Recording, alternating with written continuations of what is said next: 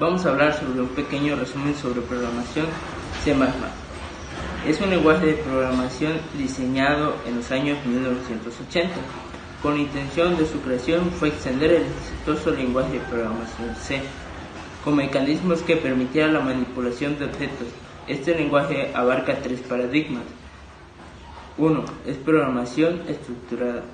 2. Programación genérica. Y 3. Programación orientada a objetos. Desde el punto de vista de los lenguajes orientados a objetos, el C++ es el lenguaje híbrido, ya que posteriormente se le añadieron la facilidad de programación genérica, que se sumó a otros paradigmas que ya estaban admitidos, como programación estructurada y la programación orientada a objetos. Por este motivo se suele decir que C++ es un lenguaje de programación multiparadigma. Actualmente existe un estándar denominado ISO C++, al que se le han adherido la mayoría de los fabricantes de compiladores más modernos. A continuación, también les hablaré sobre las estructuras repetitivas y condicionales. Las estructuras repetitivas son utilizadas para que unos conjuntos de instrucciones se repitan un cierto número finito de veces. A esto se le llama bucle o ciclo a todo proceso que se repita un cierto número de veces. En un programa, la estructura repetitiva nos permite hacer una forma más sencilla. Un ejemplo sería cuando en el código quiere solo un número, cuando en el código se le solicita solo que sean números primos, y es cuando entra en acción esta función, porque va a repetir el ciclo de las veces que sea necesario hasta que el usuario ingrese un número que sea primo, para que así pueda seguir con el siguiente proceso en la estructura. Una de las estructuras más comunes sería for y while. Y en las estructuras condicionales nos sirven para comparar una variable con otra. En base al resultado de esta comparación se asigna un curso de acción dentro del programa. Pero también se puede hacer con otra variable, con una constante, según se necesite. Esta estructura se utiliza para si algo es verdadero o no. Un ejemplo sería cuando el código se necesita saber de tres números cuál es el mayor, y es cuando entra en función la estructura, ya que evalúa primero los dos números y ya de ahí empieza a evaluar luego los otros, para ver cuál es el mayor y cuál es el menor. Así se continúa hasta que se va verificando cuál es el menor. Su forma en que lo evalúa es con un sí o un no. Si el número es mayor que el otro, se evalúa con un sí, y si no, se evalúa con el otro siguiente número, y así se va se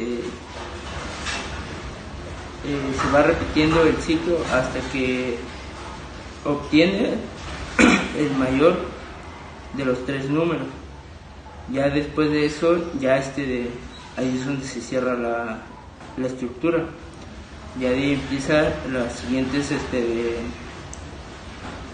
el siguiente proceso en el código, ya sea si se va a sumar esos tres números o solo va a dar el resultado de cuál es el mayor y cuál es el menor. También se puede dar el resultado de la multiplicación del mayor y el menor, o del medio al menor, dependiendo de qué es lo que quiera el usuario. Si quiere saber solamente cuál es el mayor y cuál es el menor, o cuál de los tres es el mayor. Todo sea de la forma en que el usuario ingresa el código. Hola, muy buenas tardes. Vamos a presentar lo que esto sería el video tutorial de programación C++. Empecemos con lo que es C++. Bueno, para resumirlo así, C++ es algo así como la evolución del lenguaje C. La intención de su creación fue el extender el exitoso lenguaje de programación C con unos ciertos mecanismos que le permitan la manipulación de objetos. En este sentido, desde este punto de la vista de los lenguajes de orientación o orientados, el C++ es un lenguaje tipo híbrido. La historia de C, el predecesor de C++, hace parte de un lenguaje anterior, el que sería la B, escrito por un Ken Thompson. El objetivo de recodificar el sistema operativo UNIX. Hasta el momento se había programado el ensamblador. Lo malo del lenguaje ensamblador era que lo ligaba a una serie de máquinas concretas. Es algo así como ensamblar ciertos códigos o algo así.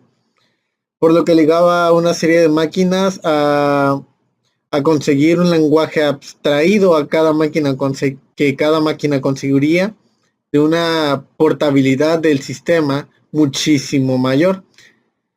Fue inspirado relativamente para hacer ciertos códigos que ayudaran y favorecieran a la creación de nuevas funciones en una compleja colección de datos. Esta colección de datos se podría decir que es una estructura programada. Tiene ciertos tipos de datos, tipos primitivos, variables y constantes. Serían lo más comunes, ya ustedes sabrían cuáles. La entrada y salida de datos serían las condicionales de if else y condicionales switch o algo así. La de if, pues ya sabemos que inicia, y if o else es como decir sí o no, que sería la salida de los datos. Los ciclos o bucles, ciclo for, while, do while y anidados serían los que serían para hacer volver un dato y regresar al mismo punto. Es como si regresáramos al mismo lugar de donde empezamos, pero siempre y cuando mantengamos ese ciclo a donde lo queramos. Eso depende mucho del programador. En sí dependería mucho de para qué lo quisiera. Tenemos lo que serían las estructuras de datos, los vectores, las matrices o los punteros, y las librerías, bibliotecas, que serían el que tiene el gato y es dos símbolos que son flechitas, y estudio.h, uno de ellos es un ejemplo. Las funciones y los arreglos. Bueno, continuando con el tema de este video tutorial, enseñaremos exactamente para qué serían y qué son, qué son los arreglos y cómo se estructura también su definición. Los arreglos en C++, la definición de un arreglo sería un conjunto de datos que se almacena en memoria de manera continua con el mismo nombre. Para diferenciar los ejemplos de un arreglo se utiliza índices del nombre del arreglado y encerrados, por ejemplo, corchete, int, vector, 10 o así. Y pues las dimensiones de los arreglos de una dimensión pues sería como la de una lista de variables, todas de un mismo tipo a las que se hace referencia por medio de un nombre común. En sí todas referencian la ubicación de ese elemento. Una variable individual del arreglo se le llama elemento del arreglo. Para declarar el arreglo de una sola dimensión se usa el formato general, representación gráfica del arreglo de una dimensión float, arreglado o arreglo 6. Por lo cual todo arreglo está compuesto por un número de elementos. El índice es un conjunto correctivamente que nos indica la posición de este elemento de los arreglos. El índice en sí es desde la posición 0 hasta la posición 1 o menos 1, que sería el índice del ejemplo. En determinado momento esa ubicación que está memorizada ahí puede tener distintos nombres, pero en la ubicación puede haber ciertos elementos de distintos tipos que se diferencie de esto. Entonces, un elemento de arreglo es un valor particular dentro de una estructura del arreglo, para así acceder a un elemento de arreglo desde la ubicación exacta en la que está, pero puede ser otra ubicación a la vez, ya que la posición está dentro del arreglo, del primer elemento del arreglo, y puede tener cierto número diferente en su corchete, cuando el elemento es el cuarto elemento del arreglo. Bueno, como ejemplo de arreglo, pues sería más o menos así. Esta representación del arreglo, que es una lista de variables, todas de un mismo tipo, pero que hace referencia por medio de un nombre común, que sería individualmente una variable del arreglo, que es un elemento del arreglo. Para declarar un arreglo de una sola dimensión se usa el formato general. Por ejemplo, en float arreglo entre corchetes 6, y tendríamos lo que serían esta pequeña representación gráfica que tenemos de 1, 2, 3, 4, 5 y 6. Y del lado lateral tenemos el arreglo y con sus respectivas numeraciones, lo cual del 1 empieza desde el 0 y así sucesivamente. Por lo cual nos quedaría justamente como la imagen: int, mind, entre paréntesis, int, leche, int, 0, int, es menor que 10, punto y coma, y lo que sigue. Estaría demasiado decirlo todo, pero lo pondré en la imagen. Bueno, ahora vamos a hablar lo que serían las funciones. Pues se puede decir que las funciones son un conjunto de instrucciones que realizan una tarea específica. Esa tarea específica en general toma ciertos valores de entrada llamados unos tipos parámetros, que podrían ser ciertos valores de entrada o un valor de salida. También podría ser de retorno, ¿no? Aunque en C++, tanto unos como el otro son opcionales y pueden no existir. Es algo extraño, pero no puede existir dependiendo en sí del programador. Tal vez parezca un poco raro.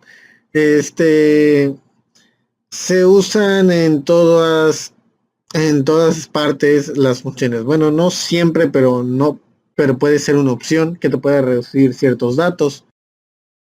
Así como pues sería que a ciertos prototipos en sí son una declaración de una función. Un prototipo podríamos decir que es algo de prueba, ¿no? Entonces consiste en presentar una función para definir para la definición. Pero si el mismo prototipo termina con la estructura del prototipo, sería un tipo de valor de retorno de algún módulo. El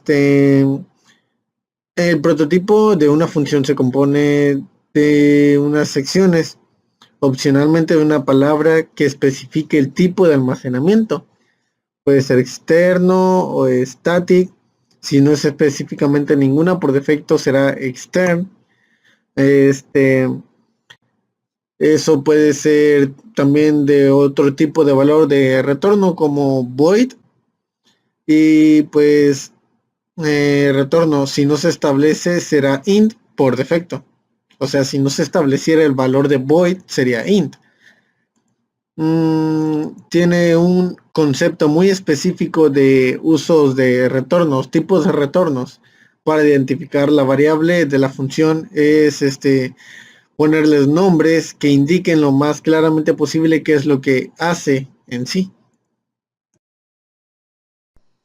Entonces, pues como siempre se ha visto, las variables deben declararse para lo que usaremos prototipos, pero también deben definirse que con las instrucciones de la función que realizará su trabajo. Es decir, si el código no está definido correctamente, obviamente que el tipo de valor de retorno no modificaría en sí esa sintaxis, por así decirlo, que es idéntica al prototipo.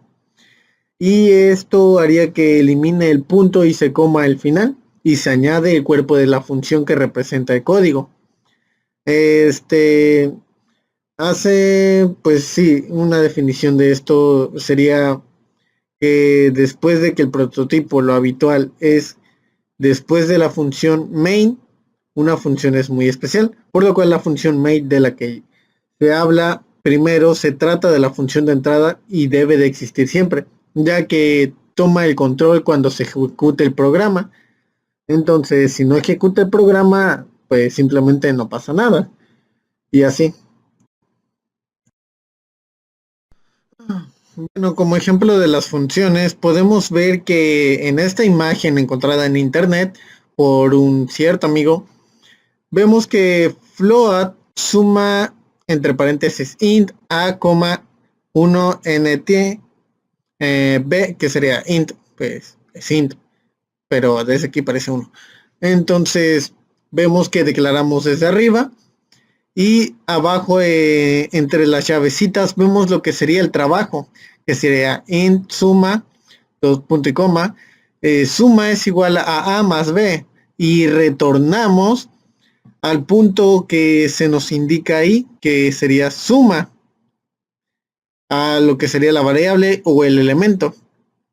Esto es necesario ya que si vamos a declarar un trabajo entre las llavecitas, tenemos que retornar otra vez al punto de que el elemento tenga su valor y su trabajo condicionalmente dentro de main, para que así pueda darnos lo que queremos, ya que si no retornamos en sí no le daríamos ningún valor a este elemento y la ubicación técnicamente del arreglo se perdería. Y pues este es un ejemplo muy claro, dejaré la imagen de este lado, pero en sí no necesariamente tiene que ser así, cada quien puede hacerlo a su manera. Bueno, pues esto ha sido todo de mi parte y espero que lo que les haya explicado y con ciertos detalles que no sé, ciertos detalles que puse ahí les pueda servir, y pues simplemente que los arreglos almacenan la ubicación, la ubicación de memoria consecutivamente, y las funciones en sí, y las funciones son un conjunto de instrucciones que realizan una tarea específica. Toman ciertos valores de entrada y parámetros que proporcionan un valor de salida o un valor de retorno, que es como lo que veíamos en el return, y que tenía que darle el valor a su elemento o a su tipo. Entonces estos parámetros proporcionarían los valores necesarios. Por eso es muy necesario retornar y tener en cuenta que debe estar en los parámetros main. Bueno, esto ha sido todo. Gracias y a la próxima.